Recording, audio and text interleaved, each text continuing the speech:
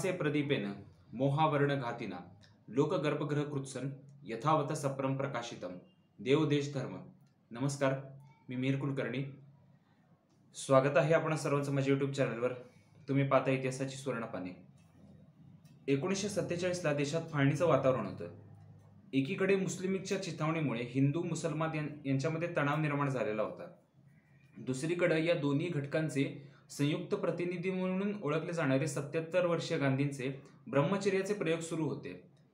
आणि या ब्रह्मचर्याच्या प्रयोगामुळे त्यांच्या अनुयायांमध्ये सुद्धा नाराजीचे सूर उमटत होते. आणि या नाराजीच्या वातावरणाचे पडसाद आपल्याला मनुबेनच्या डायरीमध्ये बघायला मिळतात. 24 फेब्रुवारी 1947 आज बापूंनी अमतुस सल्लामबेन यांना कडक पत्र लिहिलं. हे सिद्ध होते की तुम्ही ब्रह्मचर्याचे प्रयोग तुमच्यासोबत न केल्याने नाराज आहात.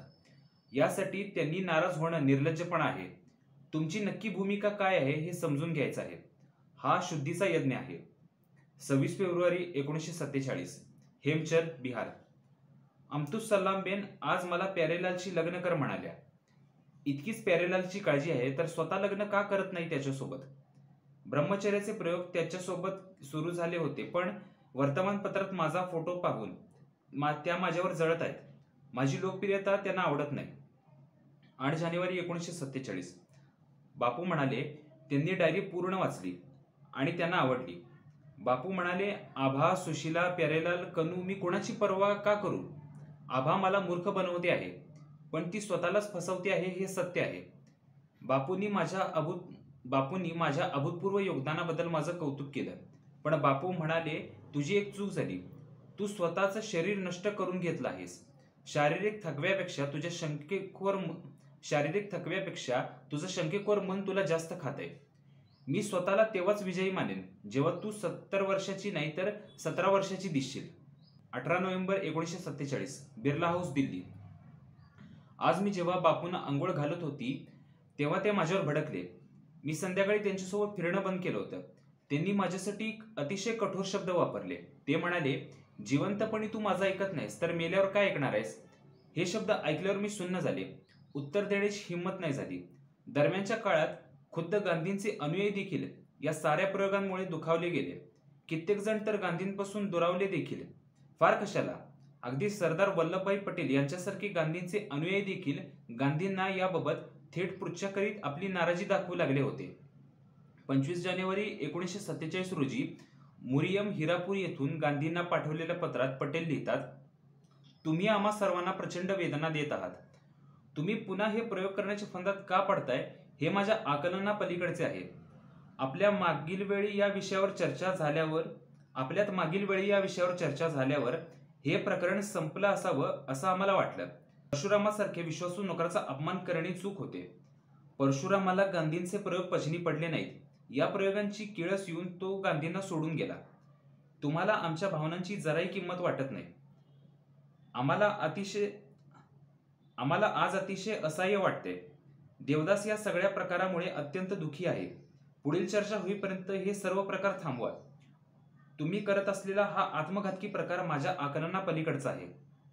16 फेब्रुवारी 1947 रोजी रायपूर येथून पटेल गांधींना लिहितात, राजाजी आणि देवदास मला येऊन भेटले आणि आम्ही या प्रकरणावर चर्चा केली. तुमचा हट्ट काही कमी होत नाही असे दिसते. तुम्ही आम्हा सर्वांना एका विचित्र संकटात टाकले आहे. आम्हाला होणाऱ्या वेदनांची तुम्ही कल्पना करू शकत नाही. आमच्यावर उपकार करा, पण हे प्रयोग बंद करा. या प्रयोगांचे सार्वजनिकीकरण करून जगाला काही फायदा होणार नाहीये.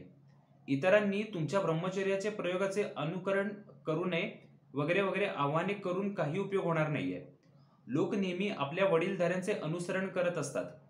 तुम्ही सर्वसामान्य जनतेला धर्माच्या मार्गावर चालणे शिकवायचे सोडून हे असले विचित्र आदर्श काय घालून देतात? आमचं हृदय काढून आम्हाला झालेल्या खोल जखमा दाखवता आल्या असत्या तर अशा असह्य परिस्थितीत या ब्रह्मचर्याच्या प्रयोगांवर कसलीही माहिती प्रसिद्ध न करण्याचा निर्णय नवजीवनच्या ट्रस्टींनी घेतला आहे. आपल्या अनुयायांची ही विनंती देखील गांधीजींनी मानली नाही. उलटपक्षी ते आपल्या प्रयोगांचे कायम समर्थनच करत राहिले. 10 फेब्रुवारी 1947 रोजी विनोबा भावे यांना पाठवलेल्या पत्रात ते म्हणतात, मनूने माझ्यासह झोपणे हा माझ्या प्रयोगाचा नाही तर माझ्या यज्ञाचा भाग आहे. Collected collected works of Mahatma Gandhi volume 93 391 18 February 1947 रोजी बाळकृष्ण भावे यांना लिहिलेल्या पत्रात गांधी नमूद करतात की मनुबेन माझ्यासह झोपते हे कळल्याने नाराज झालेले किशोरलाल नरहरी स्वामी हे हरिजनपासून दुरावले आहेत. सरदार पटेल देखील आपल्यावर चिडले आहेत. तरीही आपण थांबणार नाही, कारण तिने आपल्यासह झोपणं हा धर्माचा भाग आहे. केवळ आपले काही स्नेही दुरावतात म्हणून धर्माचा त्याग केल्यास आपल्या यज्ञाला इष्ट फलप्राप्ती होणार नाही. Collected work of Mahatma Gandhi volume 94/7. Gandhi वारंवार धर्म यज्ञ अशा शब्दांचा उल्लेख करतात, पण गांधींना नक्की काय अभिप्रेत होतं याच्याविषयी फारसा कोणी प्रकाश टाकलेला दिसत नाही. बहुतांश गांधीवादी गांधींचे अभ्यासक या प्रकाराबद्दल मौन पाळताना दिसतात.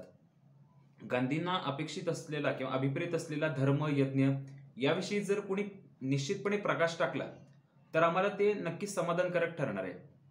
म्हणजे आमची तशी नम्र विनंती आहे की कोणा गांधीवाद्याने किंवा गांधी अभ्यासकाने याच्यावर प्रकाश टाकावा आणि गांधींना अपेक्षित किंवा अभिप्रेत असलेला धर्म यज्ञ म्हणजे काय ते सगळ्या जगाला दाखवून द्यावं. गांधींच्या वैयक्तिक किंवा नैतिक चरित्रावर आघात करणं किंवा त्यांच्याबद्दल शंका संशय उपस्थित करणं हा आमचा मुळीच हेतू नाहीये. गांधी सत्याचे पुरस्कर्ते होते आणि सत्य हे कितीही भयानक किंवा लाजिरवाणे वाटत असलं तरी परिणामांची तमा न बाळगता ते समोर आणता आलं पाहिजे. फक्त काही प्रश्न मला इथं मांडायचे आहेत. आजच्या काळामध्ये कोण्या राजकीय किंवा धार्मिक नेत्यानं अशा प्रकारचे प्रयोग केले असते तर त्याबद्दल आजच्या गांधीवाद्यांची काय प्रतिक्रिया असती, त्यांनी या सगळ्याकडं कसं बघितलं असतं. गांधी वारंवार हे ब्रह्मचर्याचे प्रयोग का करत होते. जर ब्रह्मचर्याचे प्रयोग यशस्वी झाले होते तर त्यांनी ते पुढे सुद्धा का चालवले, आणि जर अपयशी झाले असते तर गांधींनी काय केलं असतं. मनुबेनचं कोवळं वय लक्षात घेता तिच्या डायरीचा मानसशास्त्रीय दृष्टिकोनातून अर्थ लावायचा झाला तर तो काय लावायचा. अजून बऱ्याचशा गोष्टी आहेत त्या मी आपल्याला पुढे कधीतरी सांगेनच. आता इथंच थांबतो.